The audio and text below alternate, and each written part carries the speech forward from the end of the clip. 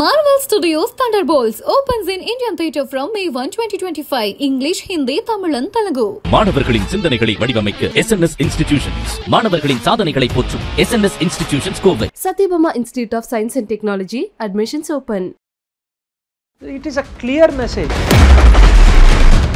to Pakistan. உன் மாதிரி பேடிகளுக்கு எங்கள் வீர பெண்மணிகளே போதும் பதில் சொல்வதற்கு. தீவிரவாதிகளை நோக்கி நடந்த தாக்குதல் எவ்வளவு துல்லியமானதுன்னு இந்திய பார்டர்ல இருந்து டெப்த்னு பார்த்தி 160 கிலோமீட்டர் உள்ள வரைக்கும் தாக்கியிருக்காங்க.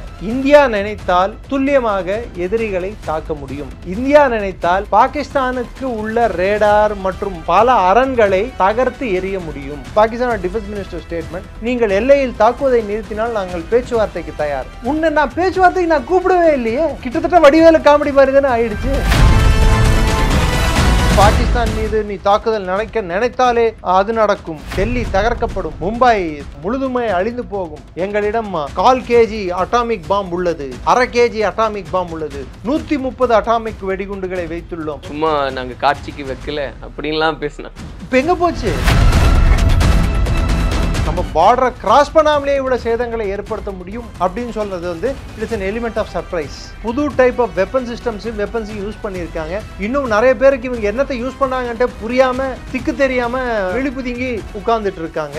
நீ என்ன ஒரு அடி அடிச்சா திருப்பி நான் ஒரு அடியோட நிக்க போறது இல்லை. நான் கொடுக்குற அடி முழுதும் நிலைக்குலைய செய்யும்.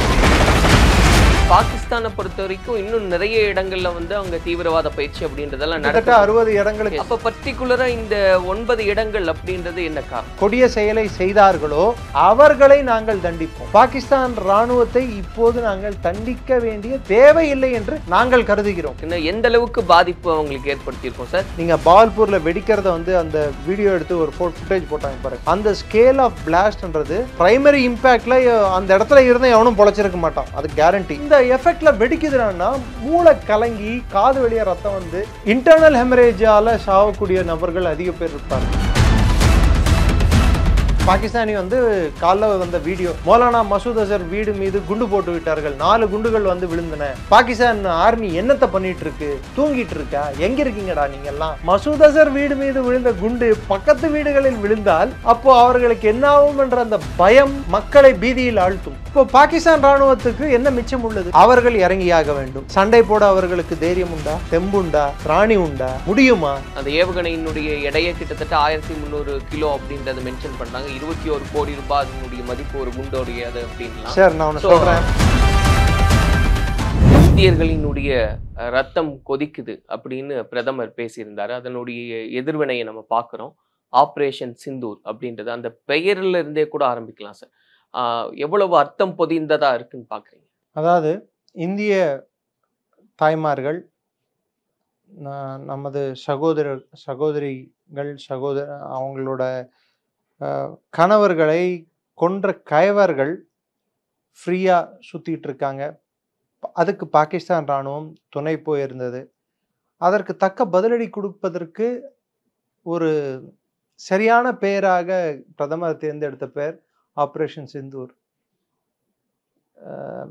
அவர்களுக்கு பாடம் புகட்டும் வரையில் சிந்தூர் அதுக்கு அதோட மீனிங் நிறைய லிட்ரலா நிறைய மீனிங் இருக்கு. சிந்து நதிக்கும் நம்ம ரிலேட் பண்ணலாம், ரத்தத்துக்கும், அந்த இந்த குங்குமம் என்பது ரத்த கலர்ல இருக்கிறதுனால ரத்தத்துக்கும் ரிலேட் பண்ணலாம்.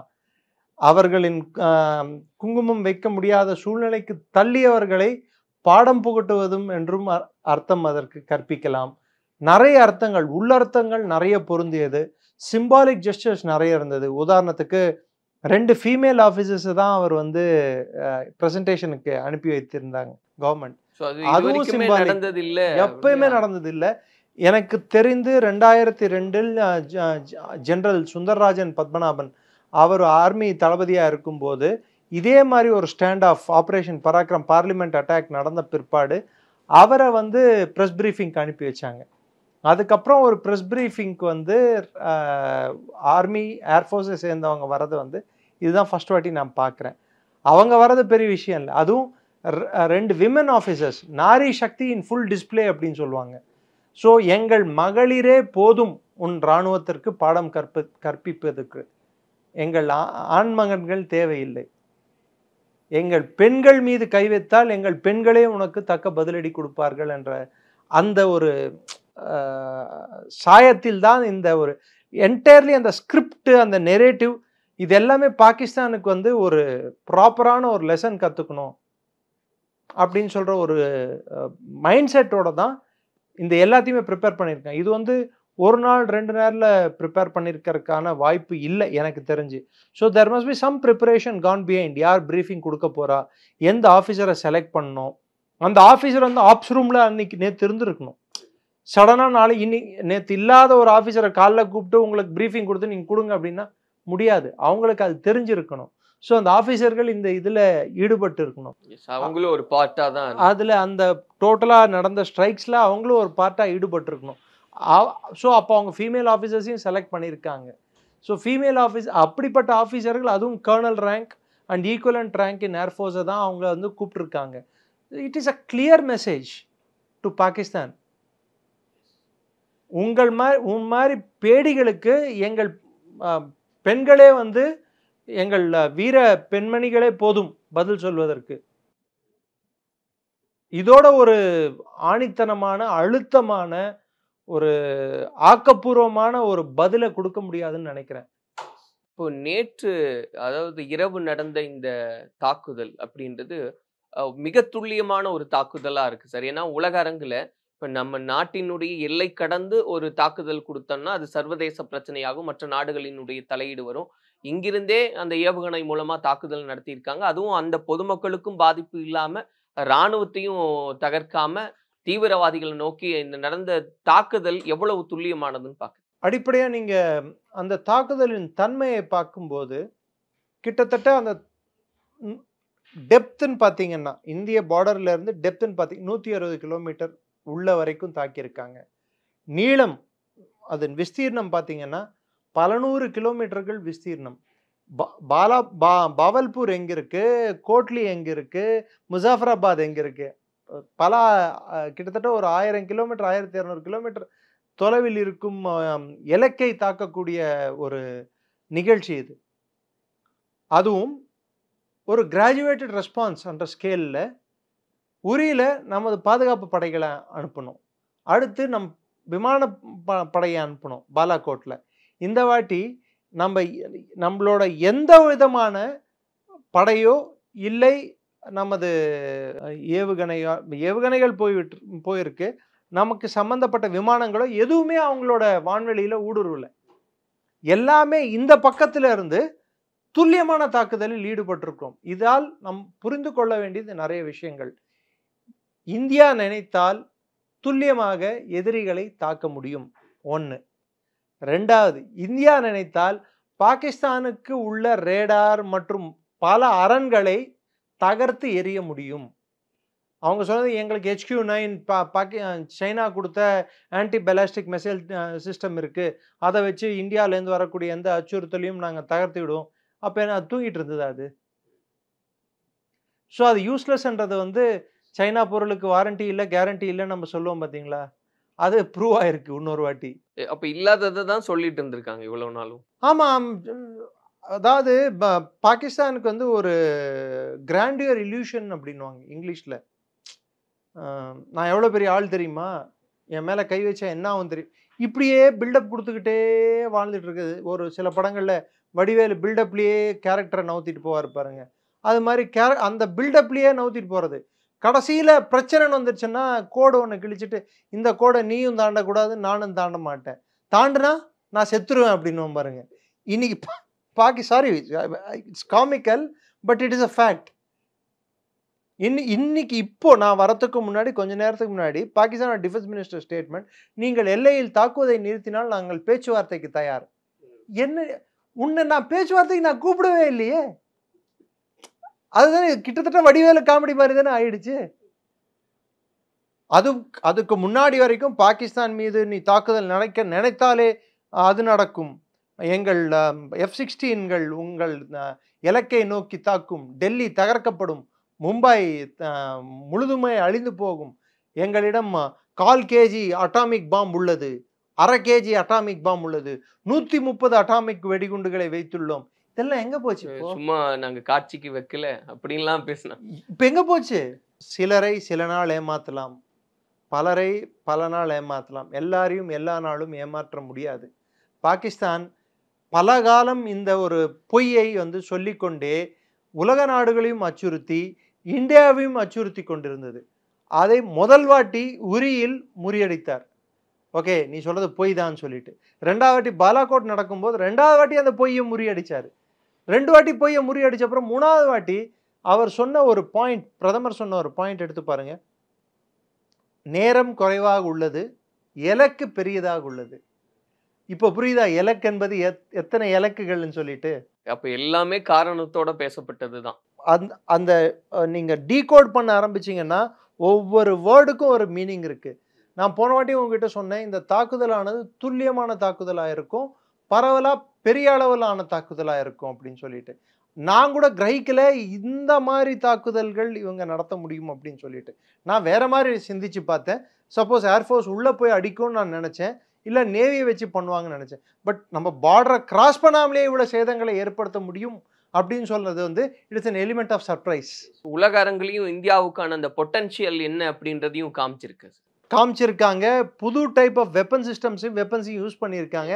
இன்னும் நிறைய பேருக்கு இவங்க என்னத்தை யூஸ் பண்ணாங்கன்ட்டு புரியாம திக்கு தெரியாம மிழி புதுங்கி உட்கார்ந்துட்டு இருக்காங்க. இவங்களுக்கு யார் இந்த வெப்பன் சப்ளை பண்ணாங்கன்னு புரியல. 2வது நீங்க ஒரு கம்பேரிசன் இதுல எடுத்து பாருங்க. அவங்க பண்ண அட்டாக் வந்து ஹமாஸ் ஸ்டைல் அட்டாக். ஹமாஸ்ல வந்து எப்படி வந்து எக்ஸிகியூஷன் ஸ்டைலில் தலை குறிவைத்து நெத்திப்பொட்டில் குறிவைத்து பாயிண்ட் பிளாங்க் ரேஞ்சில் சுட்டு கொன்னார்களோ அந்த அக்டோபர் 7ஆம் தேதி 2023 ஹமாஸ் தீவிரவாதிகள், அதே ஸ்டைலில் தான் இந்த அட்டாக் நடைபெற்றது. அதுக்கு பதிலடி பாருங்க. இஸ்ரேல் இராணுவம் எப்படி வந்து இஸ்மாயில் ஹனியேவியோ இல்லை அதுக்கப்புறம் வந்த ஹமாஸின் தலைவரை எப்படி வந்து கொன்னாங்களோ குண்டுமலை பொழிந்து, கிட்டத்தட்ட அதே ஸ்டைலில் தான் இருக்கு. ஸோ நீ வந்து அட்டாக் பண்ணால் தி ரெஸ்பான்ஸ் வில் பி டிஸ்ப்ரப்போர்ஷனேட். நீ எதிர்பாராத அளவு சேதங்கள் உன் மீது நீ ஆளாக்கப்படுவாய். அதை தான் இந்த கவர்மெண்ட் வந்து ஒரு நீ என்னை ஒரு அடி அடித்தா திருப்பி நான் ஒரு அடியோடு நிற்க போகிறது இல்லை, நான் கொடுக்குற அடி உன்னை முழுதும் நிலைக்குலைய செய்யும், அது மாதிரி அடியாக இருக்கும், பார்த்துக்கோ. சரி, இப்போ இந்த 9 இடங்களை குறி வச்சிருக்காங்க. பாகிஸ்தானை பொறுத்த வரைக்கும் இன்னும் நிறைய இடங்கள்ல வந்து அவங்க தீவிரவாத பயிற்சி அப்படின்றதெல்லாம் 60 இடங்களுக்கு மேற்பட்ட. அப்ப பர்டிகுலரா இந்த 9 இடங்கள் அப்படின்றது என்ன காரணம்? Main camps. அதுல வந்து 4 கேம்ப் வந்து ஜெய்ஷே முகமது, 3 வந்து எல்இடி, 2 இஸ்புல் முஜாஹிதீன். அதில் முரிட்கேன்றது கிட்டத்தட்ட லாகோருக்கு ஒரு 25-30 கிலோமீட்டர் தொலைவில் உள்ள ஒரு டவுன். அது நம்ம லிட்ரலாக நம்ம ஒரு எக்ஸாம்பிளாக எடுத்துக்கணுன்னா தாம்பரம், சென்னையிலேருந்து தாம்பரம் இல்லை சென்னையிலேருந்து திருவள்ளூர். அப்போது என்னால் திருவள்ளூரை தாக்க முடியும்னா அடுத்து லாகோரை தாக்க முடியாதா? அதை காட்டுறதுக்கு. நெக்ஸ்ட் பாவல்பூரை தாக்குனது. பாவல்பூர் வந்து ஒரு கோர் கமாண்டோட ஹெட் குவார்ட்டர்ஸ். அங்க வந்து விமான தளம் இருக்கு. அந்த விமான தளத்திலிருந்து 5 கிலோமீட்டர் தூரம் தான் மௌலானா மசூத் அசரின் அந்த கேம்பானது அமைந்துள்ளது. அந்த இடத்த தாக்கியிருக்காங்க. அப்போ இதை தாக்கின எங்களுக்கு அதை தாக்காததுக்கு எவ்வளோ நேரம் ஆயிருக்கும் நம்ம இராணுவத்துக்கு? ஸோ இதில் என்ன காட்டுதுன்னா, யார் இந்த கொடிய செயலை செய்தார்களோ அவர்களை நாங்கள் தண்டிப்போம். பாகிஸ்தான் இராணுவத்தை இப்போது நாங்கள் தண்டிக்க வேண்டிய தேவையில்லை என்று நாங்கள் கருதுகிறோம். ஆனால் பாகிஸ்தான் இராணுவம் இதை அடுத்த கட்டத்துக்கு நவுத்தி சென்றால் அதுவும் தண்டிக்கப்படும் என்று சொல்லாமல் சொல்வதுதான் இது. இப்போ நிறைய அந்த விஷுவல்ஸ் நம்ம பார்க்கணும் சார். அட்டாக் நடந்தப்போ எப்படி இருந்தது, பிஃபோர் அட்டாக் எப்படி இருந்தது, ஆஃப்டர் அட்டாக் எப்படி இருக்குன்னு எந்த அளவுக்கு பாதிப்பு அவங்களுக்கு ஏற்படுத்தியிருக்கோம் சார்? இப்போ வரைக்கும் அந்த புள்ளி விவரங்கள்லாம் வந்துருச்சா? ஏன்னா 80லிருந்து 90 நபர்கள் 100 நபர்கள் வந்து கொல்லப்பட்டிருக்காங்க தீவிரவாதிகள் அப்படின்றதெல்லாம் சொன்னாங்க. அதோடைய ஸ்டேட்டஸ் அப்படி? Pakistan are congenital liars. அவர்கள் அவங்க சொல்ல மாட்டாங்க. நம்ம அது எப்படி அப்ப எப்படி மானிட்டர் சார்? ஜென்ரலா வந்து இது மாதிரி தாக்குதல் நடக்கும்போது அந்த குண்டு பொழிந்தது, அந்த நீங்க பால்பூர்ல வெடிக்கிறத வந்து அந்த வீடியோ எடுத்து ஒரு ஃபுட்டேஜ் போட்டாங்க பாருங்க. அந்த ஸ்கேல் ஆஃப் பிளாஸ்ட்ன்றது ப்ரைமரி இம்பேக்டில் அந்த இடத்துல இருந்தால் எவனும் பொழைச்சிருக்க மாட்டான், அது கேரண்டி. செகண்டரி இம்பேக்ட்னு இருக்கும், ப்ளோபேக். அந்த குண்டுன்றது வெடிக்கும் போது சுற்றி இருக்கிற ஆக்சிஜனை வந்து உள்ளே இழுக்கும். அது அதுலேருந்து தெரிக்கிற பொருட்கள், அதுலேருந்து தெரிக்கிற மற்ற கண்ணாடி துகள்கள், இதெல்லாம் வந்து சுற்றி இருக்கிற ஆட்கள் மீது படும்போது அது செகண்டரி இம்பேக்டோட, அதாலேயும் நிறைய பேர் வந்து பெரிய அளவுக்கு காயமடைவார்கள். சில பேர் உயிரும் இழப்பு நேரிடும். ஏன்னா ஒரு குண்டு வெடிக்குதுன்னா அந்த டெசிபிள் எஃபெக்ட்னு சொல்லுவோம். ஒரு குண்டு, நம்ம சின்ன ஆட்டம் பாம்பு கூட யாரும் பக்கத்தில் போய் காது, என்ன தீபாவளி வெடி தானே, பக்கத்தில் இப்படி வச்சு காதை வச்சுட்டா கேட்க போனோம், ஏன்னா ரத்தம் வந்துடும். ஸோ இந்த எஃபெக்ட்ல வெடிக்குதுன்னா மூளை கலங்கி காது வழியா ரத்தம் வந்து இன்டர்னல் ஹெமரேஜால சாவக்கூடிய நபர்கள் அதிக பேர் இருப்பார்கள். ஸோ இன்னிய தேதிக்கு இந்த நேரத்துக்கு இந்த டெத் டோல் அதிகரிக்குமே தவிர்த்து, நெக்ஸ்ட் லெவலுக்கு போவோமே தவிர்த்து, அப்பர் லிமிட்டுக்கு போவோமே தவிர்த்து குறையாது. பாகிஸ்தான் வந்து அது குறைச்சி சொல்ல வேண்டியது அவங்களோட கடமை. அடி வாங்கியாச்சு, வாங்கின அடியை அது ஊமக்குத்துன்னு சொன்னாதான் அவங்களுக்கு கொஞ்சமாவது பாகிஸ்தான் மக்களாவது அவங்கள மதிப்பாங்க. ஆல்ரெடி மக்கள் இன்னிலேருந்து அவங்கள மதிக்க போறது இல்லைன்னு அவங்களுக்கும் நல்லா தெரியும். ஏன்னா ஒருத்தர் ஒரு பாகிஸ்தானி வந்து காலைல வந்த வீடியோ, மௌலானா மசூத் அசர் வீடு மீது குண்டு போட்டு விட்டார்கள், 4 குண்டுகள் வந்து விழுந்தன, பாகிஸ்தான் ஆர்மி என்னத்தை பண்ணிட்டு இருக்கு, தூங்கிட்டு இருக்கா, எங்க இருக்கீங்கடா நீங்க எல்லாம். ஸோ இது அப்போ மசூத் அசர் வீடு மீது விழுந்த குண்டு பக்கத்து வீடுகளில் விழுந்தால் அப்போ அவர்களுக்கு என்ன ஆகும் என்ற அந்த பயம் மக்களை பீதியில் ஆழ்த்தும். அந்த அச்சம் அவர்களை நிலைகுலைய வைக்கும். இது அரசாங்கத்தின் மீது உள்ள நம்பிக்கையை சீர்குலைக்கும். இராணுவத்தின் மீது உள்ள அதிகபட்சமான அந்த ஒரு நம்பிக்கையை முற்றிலும் அகற்றிவிடும். ஒரு அசாதாரண சூழ்நிலை பாகிஸ்தானில் ஏற்பட வாய்ப்புண்டு. இராணுவத்தின் மீது மக்களுக்கு வெறுப்பு வர இதுவே ஒரு காரணமாக அமையும். இப்போ அங்க இருக்கக்கூடிய அரசியல் சூழ்நிலை எப்படி இருக்கு சார்? ஏன்னா ஆட்சி அதிகாரத்தில் இருக்கிறவங்களையெல்லாம் விளக்க சொல்லி கோரிக்கை அந்த மாதிரி பேச்சுக்கள் அப்படின்றதெல்லாம் கேள்விப்படுறோம். அப்படி அதெல்லாம் நடக்குது. ஆசிம் முனீர் மீது நிறைய கோர் கமாண்டர்கள் அதிக கோபத்தில் உள்ளார்கள். நீங்க ஒன்று புரிஞ்சுக்கணும், நம்ம அட்டாக் பண்ணியிருக்கிறதெல்லாம் எங்கன்னு பாருங்க. பஞ்சாப் பிஓகே, சிந்து மாகாணத்தில் ஒன்றும் இல்லை, NWFPல ஒன்றும் இல்லை, கைபர் பக்துன்வால, பலூச்சிஸ்தான்ல ஒன்றும் இல்லை, பஞ்சாப் பிஓகே, இந்த பகுதிகளில் தான் அட்டாக் நடந்திருக்கு. ஸோ அந்த பஞ்சாப்ல இருக்கக்கூடிய அரசியல்வாதிகளும் பஞ்சாபில் இருக்கக்கூடிய பாகிஸ்தான் இராணுவ தளபதிகள் மீதும் மிகப்பெரிய அளவில் பாகிஸ்தான் நாட்டுக்குள்ளேயே ஒரு கோபம், ஒரு விதமான அவநம்பிக்கை மக்களிடையே உள்ளது. அதற்கு பல்வேறு காரணங்கள் உள்ளது. சிந்தில் இந்த பாகிஸ்தானி இராணுவ ஜெனரல்கள் அங்கே தண்ணி போய் சேருவதை முடக்க பார்க்கிறார்கள். அதனால் அங்கே தண்ணி பிரச்சனை தலை தூக்கி ஆடுகிறது கராச்சி நகரத்திலேயே. அதனால் அவர்கள் பதிலுக்கு என்ன செய்தாங்கன்னா, வரக்கூடிய பொருட்கள் வருது பார்த்தீங்களா, ஹார்பருக்கு வரக்கூடிய கண்டெய்னர்கள், அது மற்ற பகுதிகளுக்கு செல்லாமல் கண்டெய்னர்களை முற்றுகையிட்டுள்ளனர். இதனால் பாகிஸ்தான் சிந்து பேஸ்டு கோருக்கும் மக்களுக்கும் ஒரு பிரச்சனை ஒரு 15-20 நாளாக ஓடிக்கிட்டு இருக்கு.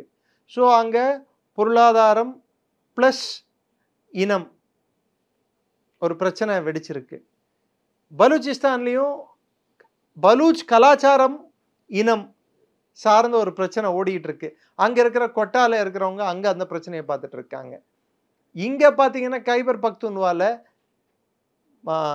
இஸ்லாமிய மத நெறிகள், அதாவது தாலிபான் பின்பற்றக்கூடிய இஸ்லாமா இல்லது இஸ்லாமாபாத் பின்பற்றக்கூடிய இஸ்லாமா என்ற ஒரு கேள்வி எழுந்துள்ளது. இது நடுவே ஒரு போராட்டம் என்பது வெடித்துள்ளது. பிளஸ் புஷ்தூன்கள் என்றும் இனம். ஸோ எல்லா இடத்துலையும் நாங்கள் தனி இனம், அந்த இனம் சார்ந்த பிரச்சனை பாகிஸ்தானில் ஒரு கீழே அடிமட்ட லெவலில் இருந்த பிரச்சனை இன்று தலை தூக்கியுள்ளது. அதனோடு ஒவ்வொரு மாகாணத்திலும் இன்னொரு பிரச்சனை சேர்ந்திருக்கிறது. பொருளாதாரம் ஒரு மாகாணத்தில் இருந்தால், கலாச்சாரம் இன்னொரு மாகாணத்தில் இருந்தால், இன்னொரு மாகாணத்தில் மதம் சார்ந்த பிரச்சனையாக இருந்தால், அதை வந்து நீங்கள் எப்படி வேணாலும் வரிசைப்படுத்திக்கலாம், 1 2 3ன்னு சொல்லிட்டு. ஆனால் இனம் என்பது காமன் பிரச்சனை. சிந்த் என்பது தனி இனம், பலூச் என்பது ஒரு தனி இனம், புஷ்தூன்கள் என்பது தனி இனம்.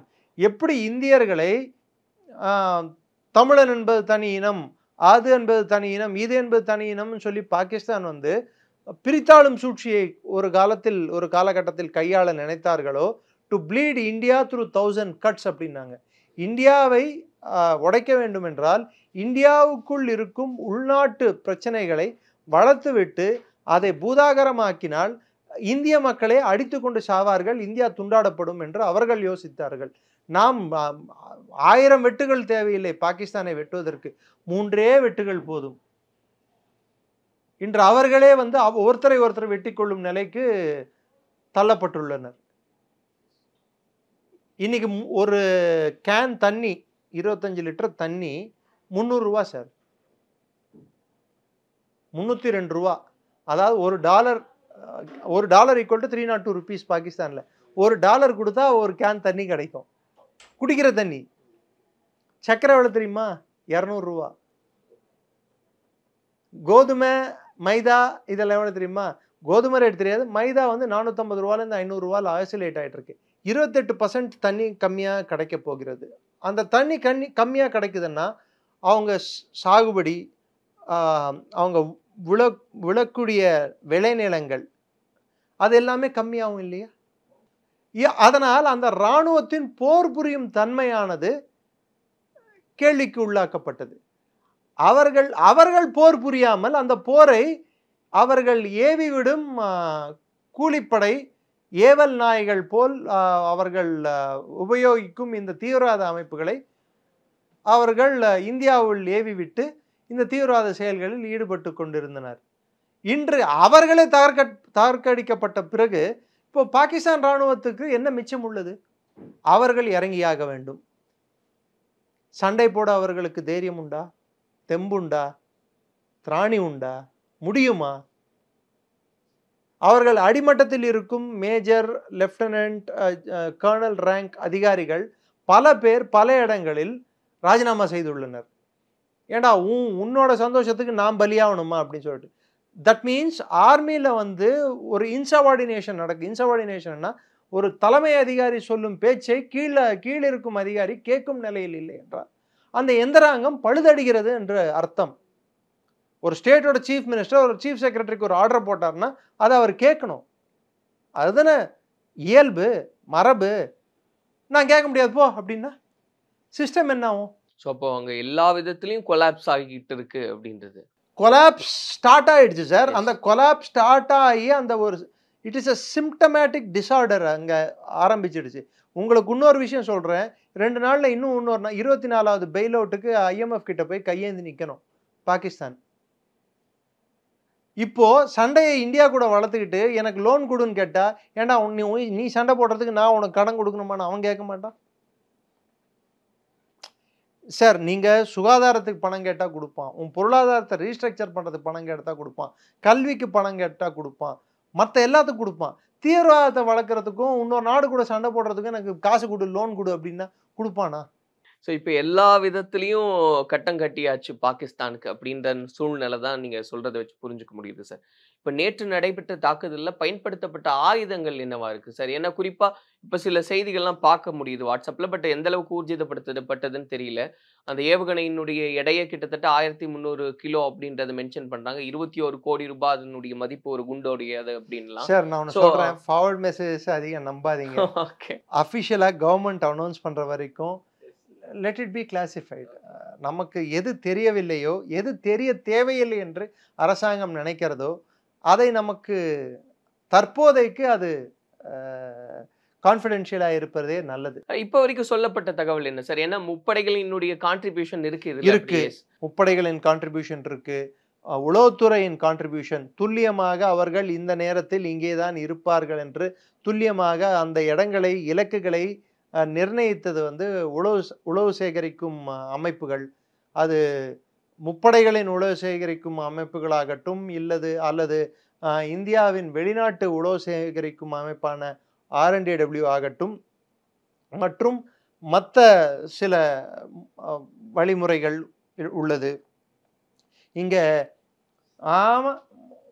இங்கிறதுக்கு சோறு இல்லையா, சேட்டலைட் அனுப்புகிறாரு.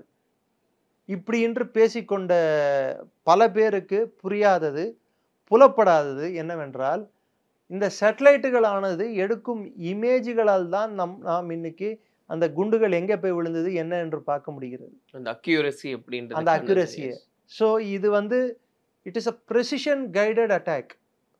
அவ்வளோ துல்லியமாக அட்டாக் பண்ண முடியுதுன்னு சொன்னால் இதுக்கு டெக்னாலஜிக்கல் சுப்பீரியாரிட்டி வேணும். இந்த டெக்னாலஜிக்கல் சுப்பீரியாரிட்டி அச்சீவ் பண்ணுறதுக்கு நாம் பணம் செலவழிக்க வேண்டும். சார், ஒரு பாதுகாப்புக்கு கூட ஒரு பணம் இருக்குது சார். நீங்கள் உங்கள் ஆஃபீஸில் திறந்த வழியாக இதை விட்டுற முடியுமா? எதுக்கு என்ட்ரி எக்ஸிட் பாயிண்டில் எல்லா இடத்துலையும் செக்கிங்க்கு நீங்கள் தானே ரெகுலராக வரீங்க, உங்களுக்கு தெரியாதா என்ன? ஏன் விரலை வச்சுட்டு உள்ளே வரணும், விரலை வச்சுட்டு வெளியே போகணும்னு சொல்கிறீங்க? ஒரு செக் அண்ட் பேலன்ஸுக்கு தானே சார். அந்த செக்ஸ் அண்ட் பேலன்சஸுக்கு we need to pay a cost. சில நேரங்களில் நம் பாதுகாப்புக்கு நாம் அதிகம் செலவழிக்க வேண்டிய தேவை இருக்கிறது.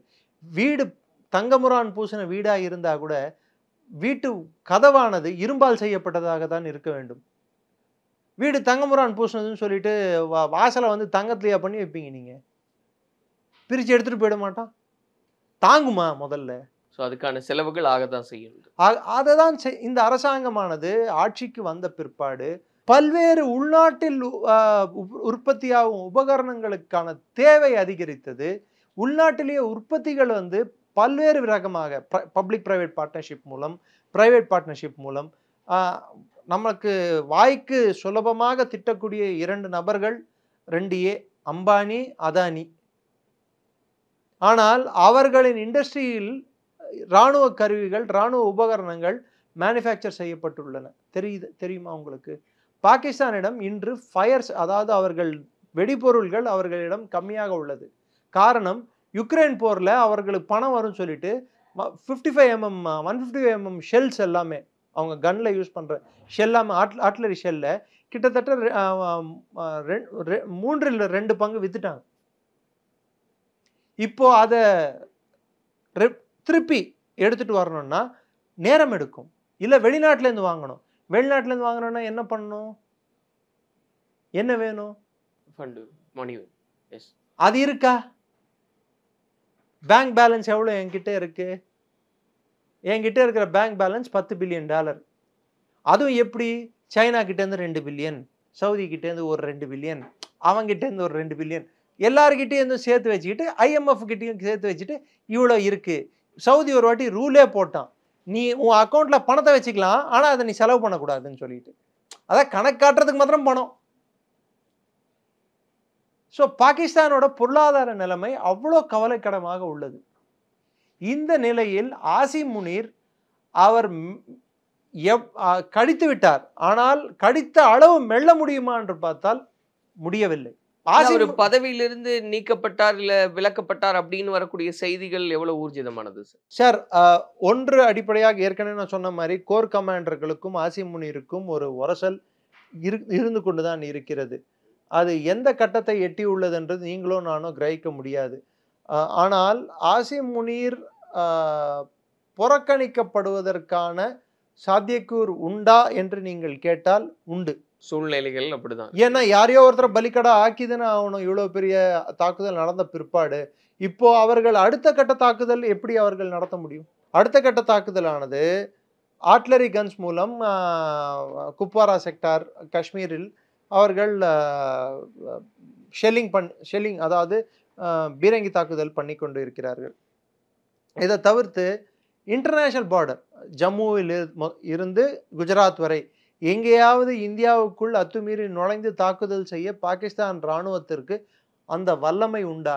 Marvel Studios Thunderbolts opens in Indian theatre from May 1, 2025. English, Hindi, Tamil and Telugu. மாணவர்களின் தனித்திறமைகளை மேம்படுத்த SNS Institution மாணவர்களின் சாதனைகளை போற்றும் SNS Institutions Kovai. Satyabama Institute of Science and Technology admissions open.